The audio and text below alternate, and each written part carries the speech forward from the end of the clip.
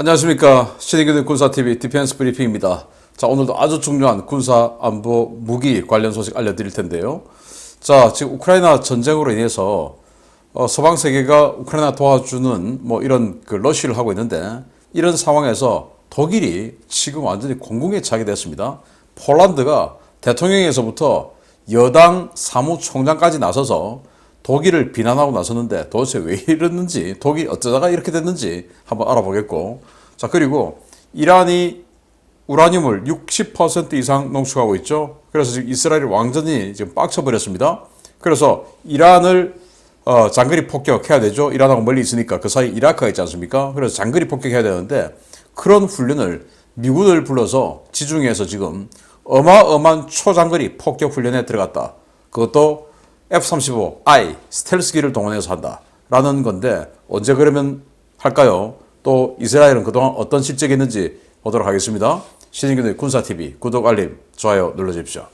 5가지 단신 먼저 보겠는데요. 이란이 불과 1,500톤에 불과한 이런 조그만 군함을 구축함이라고 부르고, 여기에 장거리 방공미사일을 탑재하고 방공구축함 득템했다라고 선전하고 있답니다. 이 소식에서부터 일본이 일본판 제즘-ER 미사일 만들고, 그 제즘-ER의 잠대지 버전도 개발해서 배치한다라는 건데, 일본이 순항미사일 1,500발 가지게 되는데, 우리 주변국이기 때문에 항상 주변국은 신경 쓰고 봐야 되죠. 어떤 내용인지 보도록 하겠습니다.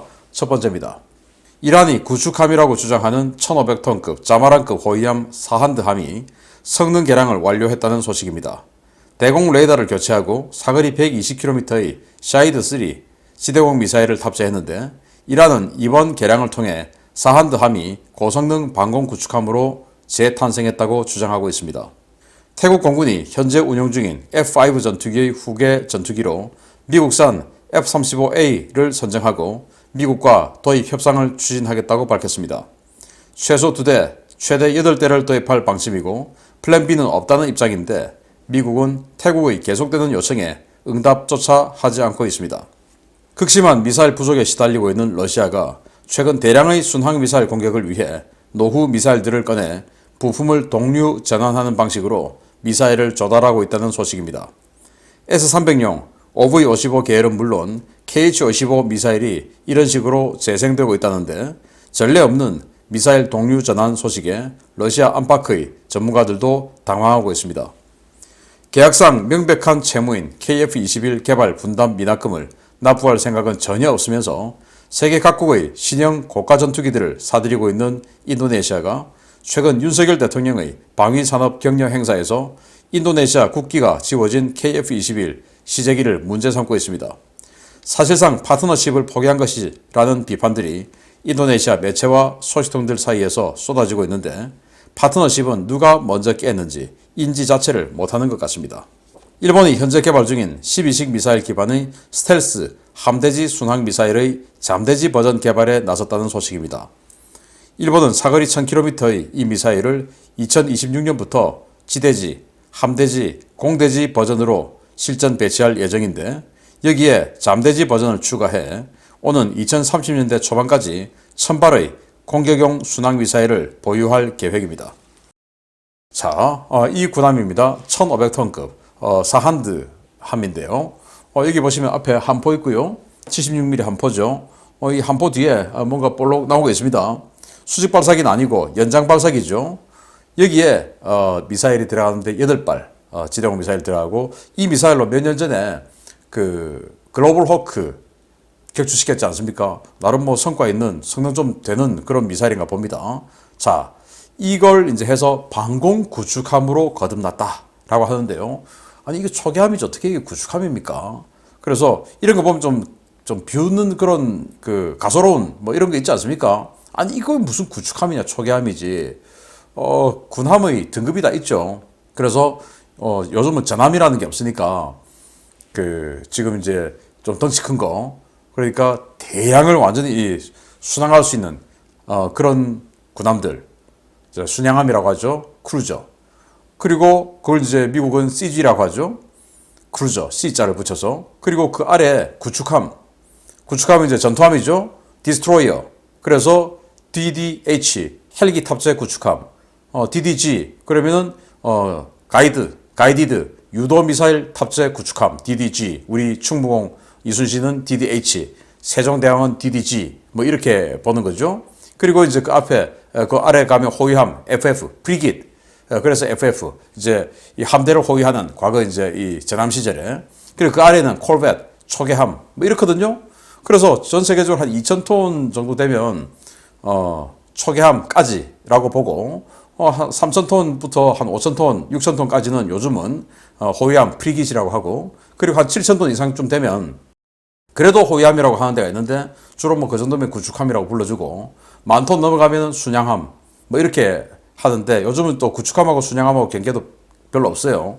순양함이 이제 또 거의 사라지는 추세고. 그런데 우리 한국도 광개토 대왕 3,800톤 가지고 구축함이라고 하면 이란하고 무슨 차이가 있냐. 그래서 앞으로 그런 거 가지고 우리 구축함이라고 하는 이런 거 하지 말자. 광개토 대왕함이 DDH 971이죠. 그래서 우리 한국 해군은 구자가 들어가서 스타트를 하면 구축함, 8자로 스타트하면 프리깃, 7자로 그러니까 호위함이죠. 7자로 스타트하면 이제 초계함 이렇거든요. 우리 그런 거 가지고 구축함이라고 하지 말고 앞으로 충무공 이순신 이 정도 돼도 그건 구축함이라고 하지 말고 호위함이라고 해야 됩니다. 이란 보면 우습지 않습니까? 남들이 우리 보면 또 우습게 생각합니다. 자, 그리고 태국이 현재 친중 쿠데타 정부죠.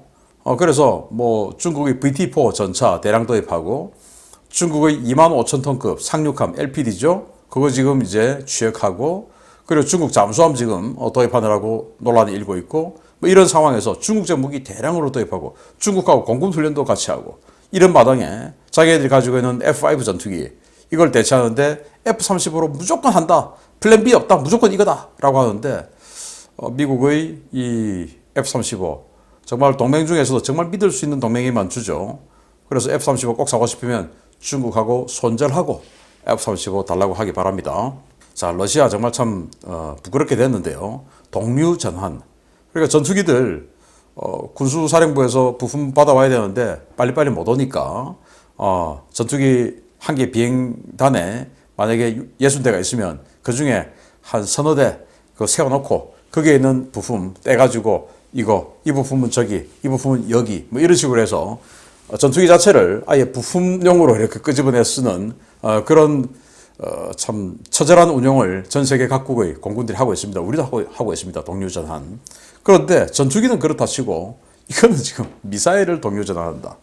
부품 공급이 안 되고 그러니까 미사일 멀쩡한 거 세워놓고 거기서 꺼내가지고 이 미사일 집어넣어서 움직이게 만들고 한 그런 수준까지 러시아의 지금 무기 창고가 텅텅 비었다라는 겁니다. 그러면 전쟁 그만둬야죠.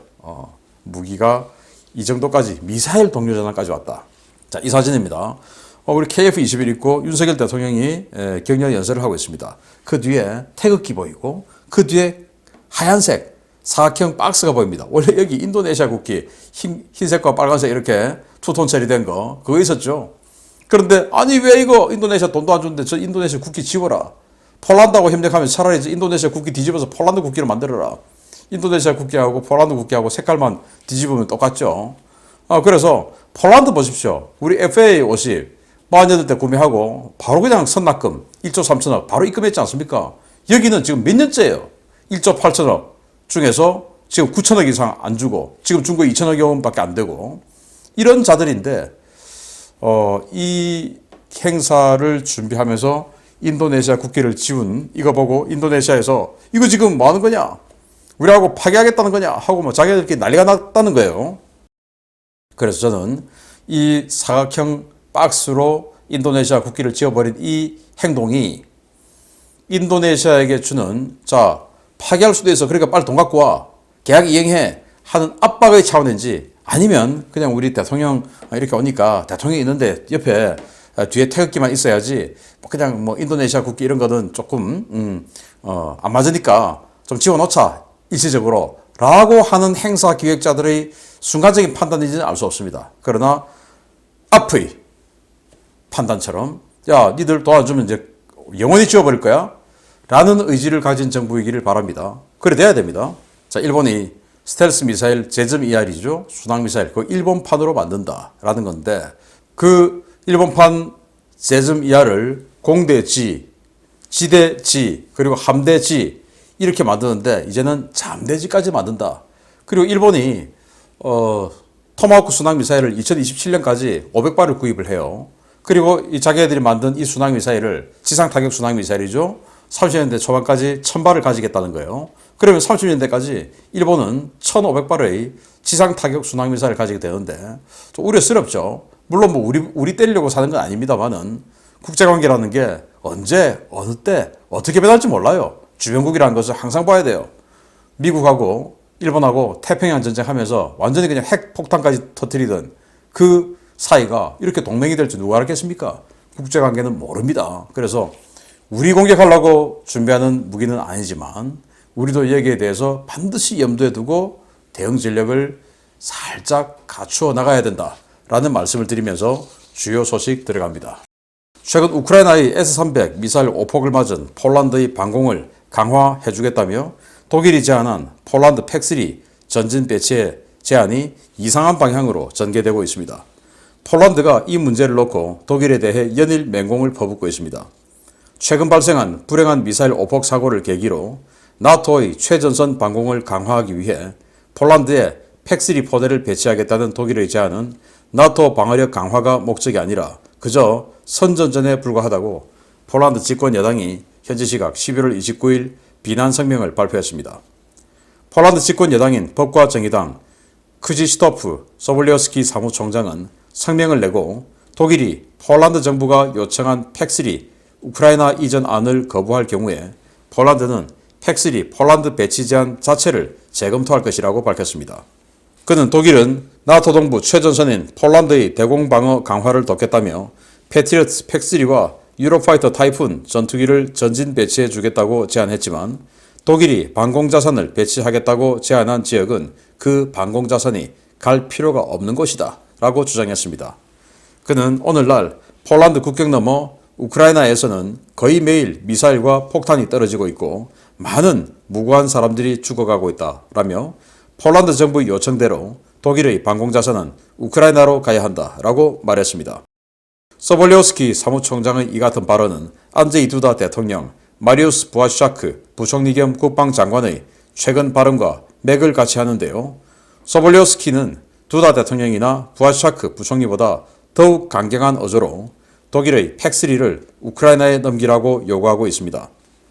그는 독일이 나토 최전선 방공 강화 운운하는 것은 그동안 실추된 이미지를 회복하기 위한 선전 책략에 불과하다라며 폴란드도 리투아니아나 다른 동유럽 국가들도 독일이 약속한 전차 스와프 계약 이행을 아직도 기다리고 있다는 점을 잊지 말라라며 독일에 대한 비판의 목소리를 높였습니다. 폴란드 정부와 집권 여당의 이 같은 대독 공세는 나토와 EU에서 독일의 지위를 흔들고 그 대체 세력으로 입지를 굳히려는 폴란드 정부의 계산이 깔려 있는 것으로 보이는데요. 독일 정부 이미지 개선 한번 하려다가 된통당하게 생겼습니다. 아니 폴란드하고 독일하고 왜 이럴까요? 독일 그러면 굉장히 좋은 이미지였지 않습니까? 그런데 이번 우크라이나 전쟁을 통해서 독일이 거짓말 또는 신뢰할 수 없는 또는 친좌파 또는 친러시아 뭐 이런 여러 가지 지금 의혹을 받고 있는 상황이에요. 독일이 일본보다 굉장히 좋은 평가를 받았었죠. 그런데 요즘 뭐 F가스나 이런 또 그 이전에 차세대 전차 사업할 때 폴란드를 니들 따위가 어디 감히 하고 튕겨내는 거 이런 거 보면 야 이거 일본보다 좋은 평가를 받았던 독일 맞나?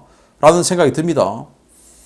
일본은 지금까지 진정한 자세로 우리에게 사과를 하지 않은 반면 독일은 폴란드에게 유태인에게 사과했다 라고 이야기를 많이 했었죠. 그게 뭐냐 1970년 12월 7일 날 당시 독일 총리였던 빌리 브란트 총리가 폴란드의 바르샤바에 있는 2차 대전 그 유태인 사망 위령비에 가서 헌화하러 갔어요.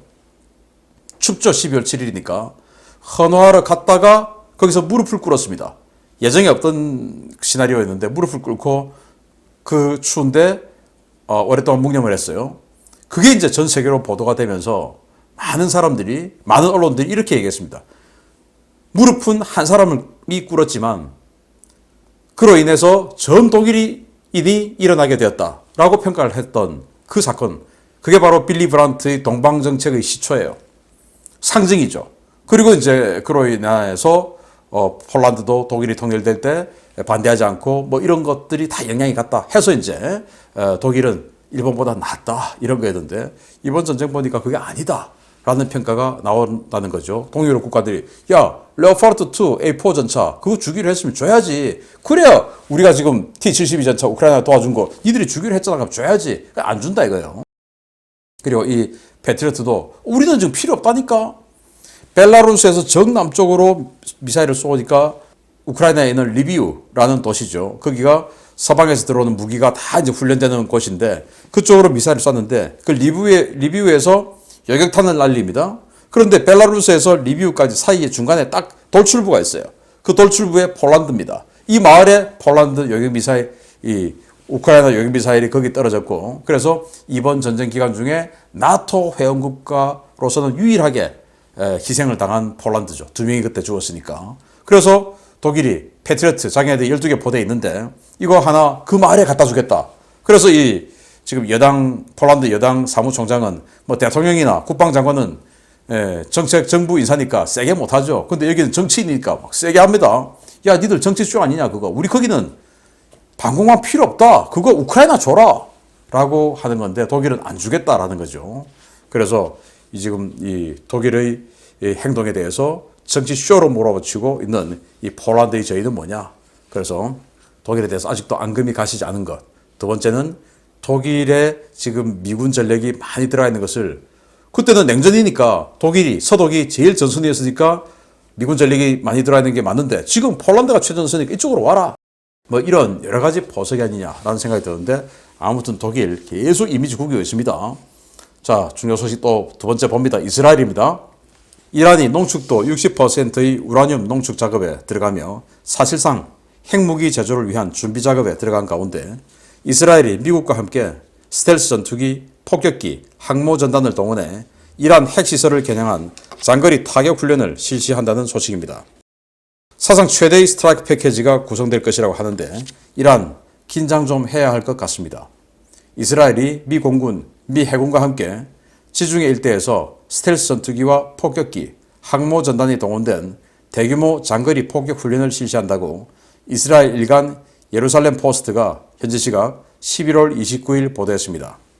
매체는 이번 훈련이 11월 29일부터 12월 1일까지 지중해 일대에서 진행될 예정이며 이스라엘 공군의 F-35I 전투기를 비롯해 미국의 폭격기와 항모전단 등이 이번 훈련에 참가할 것이라며 이번 훈련이 역대 최대 규모의 장거리 공습 훈련이 될 것이라고 전했습니다. 이 훈련에는 이스라엘 공군 F-35I 스텔스 전투기와 F-15, F-16 등의 4.5세대 전투기, 미 본토에서 전개될 B-52H 또는 B-1B 폭격기를 비롯해 현재 이탈리아 서부 티라니아해에 전개된 조지 H.W. 부시 전단, 미 유럽 공군 소속의 공중급유기와 정찰기 등이 동원될 예정입니다. 이번 훈련의 핵심은 이스라엘에서 발진한 전투기가 미군 폭격기와 함께 1500km 이상을 비행해 지중해 한복판의 가상 표적 일대의 방공망을 제압하고 지상 표적을 정밀 타격하는 시나리오인데요. 이스라엘 소식통들은 이번 훈련을 실시하는 스트라이크 패키지의 방향만 서쪽에서 동쪽으로 바꾸면 훈련 참여 전력만으로도 이란 핵시설 여러 개를 동시에 초토화시킬 수 있을 정도의 규모로 훈련이 실시되고 있다고 전하고 있습니다. 이스라엘의 이번 훈련은 지난 11월 20일 아비브 코차비 이스라엘 국방참모총장의 방미 기간 중에 이루어진 합의에 따른 것인데요. 당시 코차비 총장은 5일간 워싱턴 DC에 머물며 잭 설리번 백악관 국가안보보좌관, 윌리엄 번스 중앙정보국장, 마크 밀리 합참의장 등을 만나 이란 문제를 논의한 바 있습니다. 당시 방미에서 코차비 총장은 미국 측에 최근 이란의 이스라엘 사업가 소유 유조선 공격 사건, 이란제 드론의 러시아 대량 공급과 이로 인한 우크라이나 민간인 피해 급증, 후티 반군과 헤즈볼라에 대한 이란의 불법 무기 지원과 이로 인한 중동 정세 불안 등을 지적하며 이란의 위협 증가를 더 이상 묵과해서는 안 된다고 성토한 것으로 알려졌습니다. 이스라엘은 지난해 이란 공습을 위한 특별 예산을 편성하고 이란의 지하화된 군사시설들을 파괴하기 위한 정밀 유도폭탄 조달을 거의 마친 상태인데요. 이스라엘의 인내심이 한계에 다다르고 있는 지금 사실상 핵무기 제조 준비 단계에 들어가며 이스라엘을 자극하고 있는 이란, 그러다가 정말 얻어맞을 수도 있다는 생각은 안 하는 것 같습니다. 자, 이스라엘이 진짜로 이제는 실전에 이 스텔스 전투기인 F-35를 투입하려는 것 같습니다. 이걸 동원해서 장거리 공습훈련, 그것도 그냥 공습이 아니고 방공망, 즉 지대공 미사일들을 제압하고 그리고 공습하는 이런 훈련을 하고 있다라는 겁니다. 자, 이스라엘은 핵으로 자신들을 위협하는 걸 그동안 용납하지 않았죠. 1980년 이라크의 오시라크 원자력 발전소, 그거 뭐 전달받은 지 며칠 안 된 F-16 가지고 정말 상상도 할 수 없는 거리를 날아가가지고 폭격해서 파괴시켜버렸죠. 제가 탑건2 영화를 보면서 이거 지금 지형하고 여러 가지가 오시라크 원자력 발전소가 비슷하구나 라는 생각을 했는데 아무튼 그랬죠. 2007년도에 그때는 이제 작전명 오페라, 그리고 2007년도에 작전명 소프트 멜로디 이렇게 해서 지중해를 크게 우회해가지고 시리아, 북한 지원을 받아가지고 핵시설 만든 거, 그걸 또 폭격해버렸죠. 뭐 이 거리로는 상상도 할 수 없는 걸 날아가서 했어요. 그리고 피에로가 튀니지까지 가가지고 거기다가 이제 본부를 설치했어요. 그런데 거기는 2000km 넘는데 거기까지 날아가서 또 폭격해버렸어요. 2000km를. 그래서 그런 초장거리 폭격을 이거는 도저히 못할 거야 라고 한 걸 그동안 해왔었습니다. 그래서 이번에도 보면 지금 이렇게 1500km 가서 훈련하는데 여기에 미 해군의 항모 조지 부시 항모가 지금 이 시칠리아 섬 오른쪽에 있습니다. 여기에서 조기 경보기 그리고 전투기 지원해주고 한다고 하는데, 자, 여기서 1500km 가서 방공망 제압하고 뭐 하는데 딱 이륙하면 30% 연료 쓰죠. 이륙하자마자 공중급이 딱 해주면 30% 연료 소모한 거 다시 회복되죠. 그러면은 이 F-35 전투행동 반경이 한 1100km 가까이 되는데 그게 한 1500km로 늘어날 수 있어요. 그러면 이륙하자마자 공중급이 해주고, 그리고 요 1500km를 반대쪽으로 틀면 딱 테헤란입니다. 테헤란 쪽에 가서 핵시설 폭격하고 돌아다가 이라크 상공에서 다시 공중급이 해주고 그리고 착륙. 이거면 이제 1500km 날아가서 때릴 수 있는 거거든요. 그래서 1500km에 집중해야 된다. 왜? 반대로 돌리면 테헤란이니까.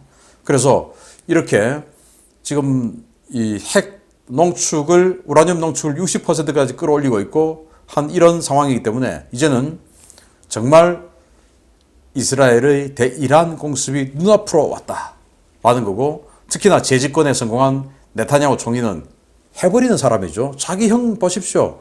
엔테베 작전 그 지휘관 아닙니까? 어떤 상황으로 번질지 계속 조사해서 알려드리겠습니다. 마치겠습니다. 감사합니다.